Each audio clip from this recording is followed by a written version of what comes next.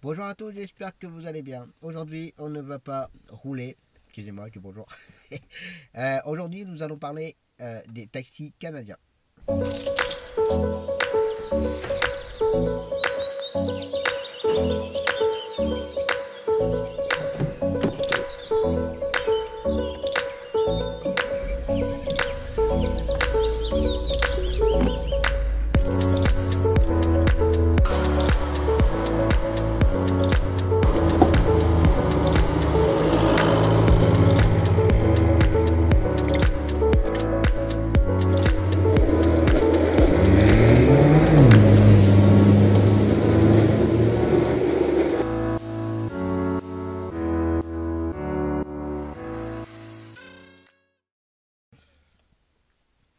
Alors, aujourd'hui, on va donc parler des taxis canadiens. Alors, pourquoi je vous parle des taxis canadiens? Alors, ça faisait un petit moment, j'ai pris un peu de retard. Il y a mon petit abonné et ami Gaël qui était parti au Canada. Et du coup, il a souvent pris des taxis là-bas et il a voulu me faire part de son expérience là-bas. Et il m'a fait un petit, on va dire, un petit rapport. Je n'ai pas encore lu, je dis honnêtement, je ne l'ai pas encore lu. Et par rapport à ce qu'il va me dire, je vous dirai un petit peu la différence entre chez nous et le Canada. Alors, donc salut Tom, comme promis, voilà quelques infos sur les taxis de Montréal, MTL. Il existe une multitude de sociétés de taxis à Montréal. Il y a entre autres Taxi Coop, Champlain, Diamond pour les plus grosses. D'accord. Donc en fait là-bas il y a les plus grosses compagnies de taxi, comme il vient de citer, c'est donc Taxi Coop, Champlain, Diamond pour les plus grosses. Ok. Ensuite, la différence avec la France, c'est qu'il n'y a pas de supplément ni frais d'approche à la commande. Le compteur est allumé uniquement quand le client est à bord. Alors, on va dire que c'est un petit peu à peu près la même chose en France. Alors, je vais essayer de bien vous expliquer. Si on prend l'exemple de Paris. Bon, Paris, c'est la capitale, ok. C'est une très très grande ville. Il y a des milliers et des milliers de taxis. Du coup, il est vrai qu'à Paris, euh, comme les taxis roulent sans arrêt dans la ville et que les clients, quand ils demandent un taxi, vont lever le bras, enfin bref, et le taxi va s'arrêter. Donc du coup, euh, comme il y a plein de points de stationnement taxi dans Paris, puis qu'il y en a énormément, donc du coup, il n'y a pas de tarif d'approche. Donc du coup, le client, quand il monte dans la voiture, effectivement, le compteur part à zéro. Avec la prise en charge de 1,50€ ou 2 euros, 2,50€ de prise en charge. Voilà. Si on prend l'exemple de chez nous à Bourges, on est une petite ville, on est sur place, on va dire, on reste quasiment que à la station de la gare, par exemple. Il est vrai que quand un client demande un taxi, on compte à partir de la gare jusqu'à la prise en charge du client et en fonction de là où il veut aller, on réapplique un tarif, soit le C ou D, ou enfin voilà, ça dépend du jour ou de nuit. Mais voilà, il y a des grandes, très très très grandes villes où il n'y a pas de tarif d'approche. Ensuite, pour les suppléments, en France, il y a des suppléments. Donc suppléments bagages, suppléments animaux et suppléments s'il y a plus de 4 personnes. Je sais plus, ouais, je crois que c'est 4 personnes. J'ai plus trop l'habitude puisque ne faisant que du médical, du coup les personnes supplémentaires, bah, j'avoue que je les compte jamais. Le peu taxi payant que je peux faire, je ne compte jamais les suppléments. Donc voilà. Ensuite, la prise en charge initiale est de 2,50€. 2,50€. La prise en charge initiale est de 2,50$ pardon, canadiens, ce qui fait 1,78€. Tu peux facilement traverser Montréal pour 15 ou 20$. D'accord. Donc là, comme je viens de vous dire, chez nous, la prise en charge, ça dépend des tarifs de chaque département. Ça peut aller de 1€, 1,50€ jusqu'à 2,50€ ou 3€ de prise en charge. Alors, qu'est-ce que c'est que la prise en charge? C'est que dès l'instant qu'on met le compteur en route, le compteur ne va pas commencer à zéro, mais il va commencer avec, comme je viens de vous dire, 1€ ou 1,50€. Voilà. C'est ce qu'on appelle la prise en charge. La carte bancaire est obligatoire dans tous les taxis. Si jamais le TPE ne fonctionne pas, la course est à la charge du chauffeur. Il sert un peu la vis là-bas. Alors, chez nous, le lecteur de carte bancaire, le TPE, est obligatoire depuis, si je ne me trompe pas, depuis le 1er janvier 2015. Si je ne me trompe pas. Il est obligatoire dans nos véhicules. J'avoue, je vais être honnête, je ne sais pas si, par malheur, si le TPE ne fonctionne pas, je ne pense pas que nous sommes sanctionnés. Et, et la cour ne sera pas à la charge du chauffeur, il sera toujours à la charge du client, ce qui trouvera un autre moyen de règlement, soit en espèces, soit en chèque. Voilà. Ou soit par virement si c'est une entreprise, enfin voilà, tout ce que vous voulez. Mais de là à ce que la course soit à la charge du chauffeur, non, ça n'existe pas ça en France. Et il faut savoir que on doit accepter deux moyens de règlement, d'accord. Soit vous acceptez que les cartes bancaires et que les chèques, d'accord. Soit vous acceptez que espèces et chèques, soit vous acceptez le règlement que espèces ou carte bancaire. Vous devez accepter minimum deux règlements, deux types de règlements. Donc voilà, mais en tout cas là, ouais, c'est vrai que j'avoue que c'est un petit peu raide leur truc là. Ensuite, un truc assez particulier.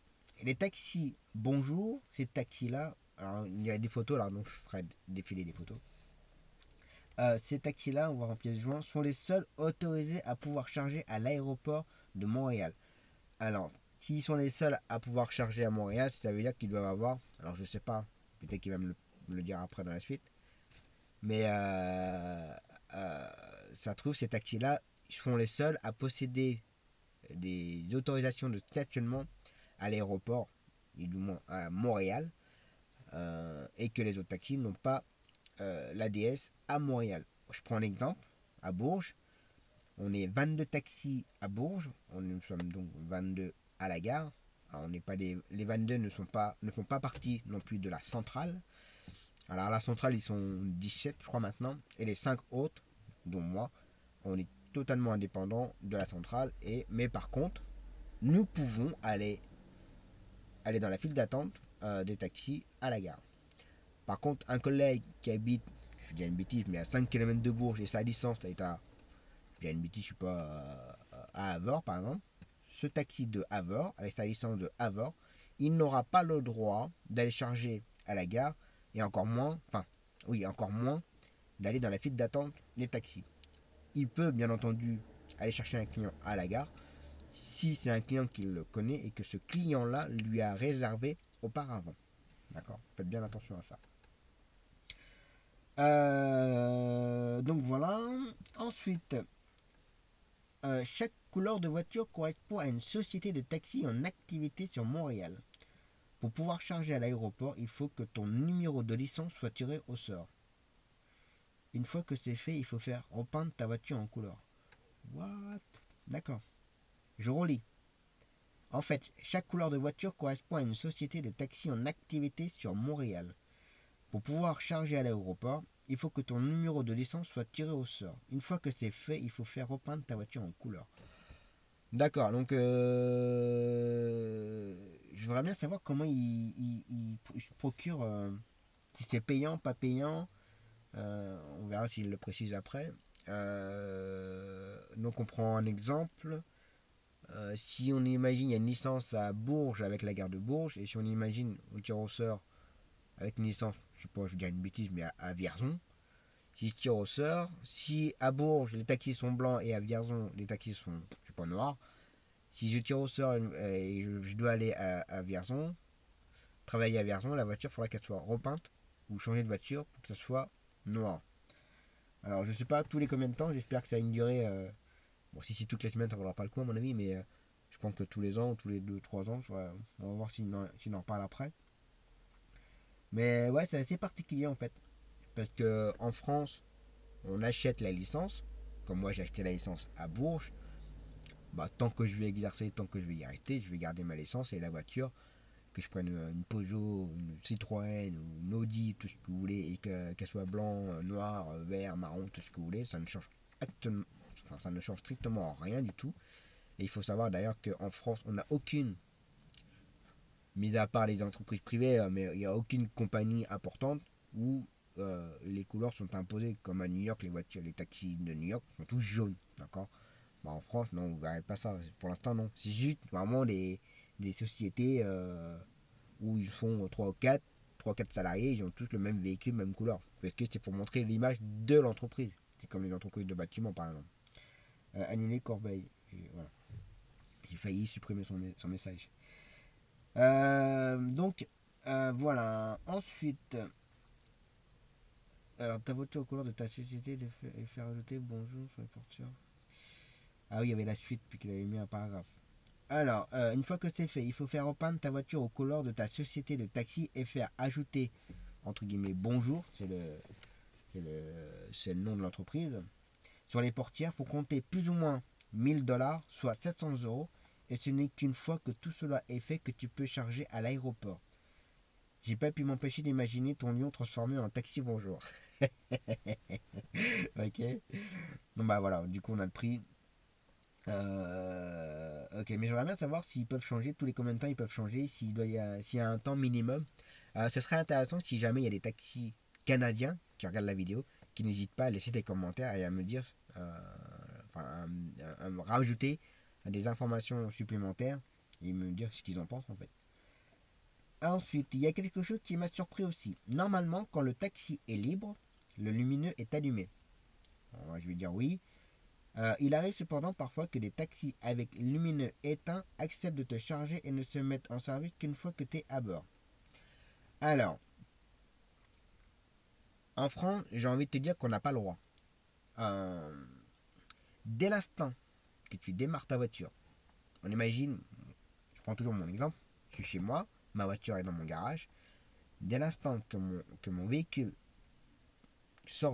passe le portail, mon lumineux doit être obligatoirement allumé, en vert ou en rouge.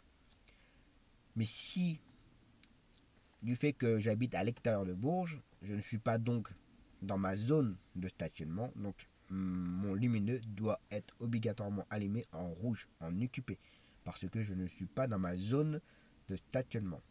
Mais si j'habitais à Bourges, dès l'instant que je passe le portail, mon lumineux doit être allumé en vert. Si je sors et que mon lumineux est éteint, je peux avoir une amende, parce qu'on n'a pas le droit de rouler avec un lumineux éteint. Il doit être bâché. Alors, du fait que moi, comme vous le savez, je suis petit, je ne peux pas bâcher tout ce que vous voulez. Donc c'est pour ça que dès l'instant que ma voiture sort de chez moi et que je suis en perso, en famille, mon lumineux est allumé en rouge, en occupé. Comme ça, il n'y a pas de souci là-dessus. Mais tu n'as pas le droit, de rouler. On imagine dans Bourges, j'ai personne, et je n'ai pas le droit que mon lumineux soit éteint, donc le taximètre éteint, de rouler dans Bourges, et qu'un client me fasse signe, par exemple, me dire, bah voilà, il faudrait m'emmener là, et allumer tout. Non, parce que ça ne serait pas correct, parce que ça veut dire que je suis pas en service. Mais si je peux prendre un petit client parce que non, c'est pas. Personnellement, je trouve pas ça logique et puis c'est interdit, je crois même. Je comprends bien que c'est interdit. Ensuite, c'est vraiment chiant parce que quand tu veux faire signe à un taxi dans la rue, tu ne sais jamais s'il va s'arrêter ou pas. Ça, c'est pas faux. C'est un peu une loterie. En plus, le lumineux n'est pas vert ou rouge comme en France. C'est un lumineux à l'américaine. Alors, c'est un peu ce qu'on avait en fait avant. Alors, je sais plus quelle loi, mais ça va s'afficher en bas de l'écran. Depuis un décret, on avait avant des lumineux blancs, tout, mais tous, hein, n'importe quelle ville, on avait tous des lumineux blancs. Et dès l'instant que le lumineux était éteint, on n'avait pas le droit. Attendez que je me rappelle, le lumineux éteint, on n'était pas en service et on était soit en occupé. Mais dès l'instant que le lumineux blanc était allumé, ça veut dire qu'on était libre. Et si le lumineux est éteint, ça veut dire qu'on n'est pas en service. Soit on n'est pas en service, soit on est occupé. C'est pour ça que maintenant, ils ont bien refait un peu les lumineux, que ce soit rouge et vert, ou éteint pour bien différencier si on est occupé, si on est libre ou pas. C'est pour ça qu'ils ont tout changé en fait. Parce que tu vois, même là, comme pour vous expliquer, j'ai eu un doute. Parce que quand j'ai racheté la licence, j'avais donc la Toyota Prius, il y avait les anciens lumineux dessus. Et je sais que quand je mettais mon taximètre en route, mon lumineux s'allumait, blanc, avec les petites diodes en dessous, donc ABCD. Et dès l'instant que je prenais quelqu'un et que je me mettais en tarif, mon lumineux blanc, un lumière blanc s'éteignait et il y avait le tarif en dessous. Donc c'était un peu compliqué en fait. Enfin, un peu compliqué. Pas forcément bien clair. Donc voilà, ensuite, donc là, ça va parler plus argent. Là. Sur le plan économique, l'industrie du taxi galère à Montréal comme ailleurs. Ils subissent la concurrence d'Uber de plein fouet. En plus, le gouvernement canadien prépare une loi qui permettra à l'État d'exproprier tous les chauffeurs actuels. Alors, moi, tout ce qui est Uber, tout ça, moi, pour l'instant, j'en parle pas, je dis rien. Uber, BTC, toutes ces choses-là, je suis pas là pour faire de la pour polémiquer, pour faire de la politique, tout ce que vous voulez. Je suis contre, ça c'est clair, mais voilà, on n'est pas là pour s'agacer pour l'instant, j'ai envie de dire. En gros, je discutais avec un chauffeur qui m'a expliqué qu'il avait acheté sa licence en 2000 pour un montant de 500 000 dollars, qui représente à peu près 357 000 euros. Quand je vois que certains qui font des bons, que tu dis, mais non, ta licence, tu ne l'as pas acheté 120 000 euros, bah voilà. Il y a bien beaucoup plus cher, sauf que là, c'est au Canada. Et avec cette fameuse loi, le gouvernement va lui racheter 200 000 dollars, soit 143 000 euros. Le compte, c'est qu'il ne pourra pas refuser. Vous vous rendez compte, vous faites un emprunt incroyable. Vous rachetez une licence à 300 000 euros en 2000, et au bout de 20 ans, l'État va vous la racheter, obligatoirement va vous la racheter, mais elle va vous la racheter quasiment à moitié prix. Bah, c'est un peu ce qu'il y a eu, c'est un peu ce qu'ils ont voulu faire là, avec toutes les histoires des VTC et tout, mais cette idée-là a été annulée, mais ça aurait fait beaucoup de mal. Que moi, alors d'aujourd'hui, en ayant acheté ma licence à 120 000, bah, ça me ferait bien chier que l'État, mais la préfecture par exemple, me dise bah voilà, avec les lois, le machin, tout là, on rachète votre licence, mais 60 000. Bah vous avez perdu 60 000. Vous aurez cravaché comme un grand malade et vous perdez votre licence moitié prix, bah ça ferait bien chier quand même. Hein. Ok, donc la situation est très tendue entre l'État et les taxis, je me doute. En plus, il y a aussi une autre concurrence, celle des limousines. Tu peux louer une limousine à la soirée pour 100 dollars, soit 71 euros, et les gars t'emmènent où tu veux. Ouais, ça c'est. Alors j'ai pas envie de dire que c'est nouveau, ça existe, ça fait un moment que ça existe, ce genre de choses. Je sais qu'aux États-Unis ça se fait beaucoup, ça aussi, les limousines. Alors là, j'ai pas honte de le dire, j'y connais rien, je sais pas trop comment ça fonctionne, comment ça se passe réellement. Je sais pas, là je peux rien dire. Je sais que ça existe en France, ça c'est sûr, il y en a, mais après. Dernière revendication des chauffeurs, le prix de l'essence qu'ils trouvent trop cher. 1,07€ le litre. J'ai éclaté de rire quand j'ai vu ça. Bah, il est vrai que là, il connaît pas trop le tarif par ici. Là, à ce jour où je vous parle, une collègue, je verrai après. À l'heure où je vous parle, le litre de gasoil est à 1,41€, 1,42€. Ça dépend des stations, ça dépend des régions, bien entendu. Attention, comme toujours. Mais c'est vrai que chez eux, 1,07€, ça vaut le coup quand même. Hein. Mais bon, après, à voir. Il faut comparer ce qui est comparable.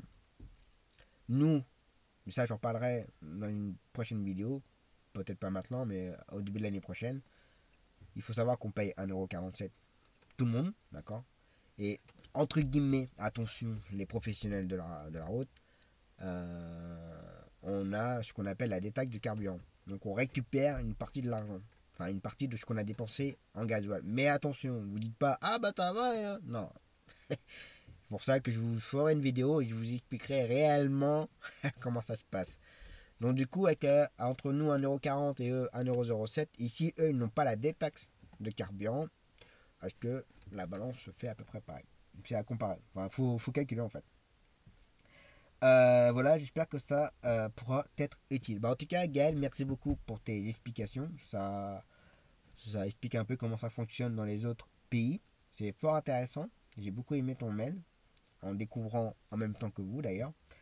Et bien entendu, il y a toutes les photos et que pendant que je vous y ai parlé, toutes les photos ont défilé. Bon, j'espère en tout cas que ça vous aura plu. Je sais qu'il y a quelqu'un d'autre qui m'a demandé aussi, un Belge qui m'a demandé des renseignements, mais je ne sais pas quoi lui dire par rapport à la réglementation belge.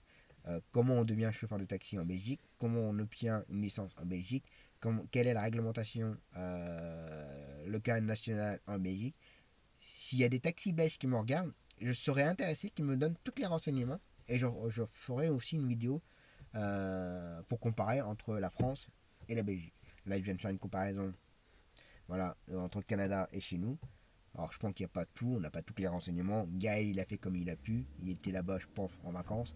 Donc, faut pas non plus exagérer quand même, faut pas l'embêter. Mais en tout cas, c'est très gentil à toi. Et je tiens à m'excuser d'avoir été un petit peu long pour faire cette vidéo-là. En tout cas, j'espère que ça vous aura plu. Ça vous aura un petit peu éclairer un peu tout ce comment ça se passe en France et au Canada du coup, et j'espère qu'on en fera d'autres. Voilà, en tout cas, je vous dis à bientôt, laissez des commentaires si vous avez besoin des renseignements et je vous dis à la prochaine. Ciao.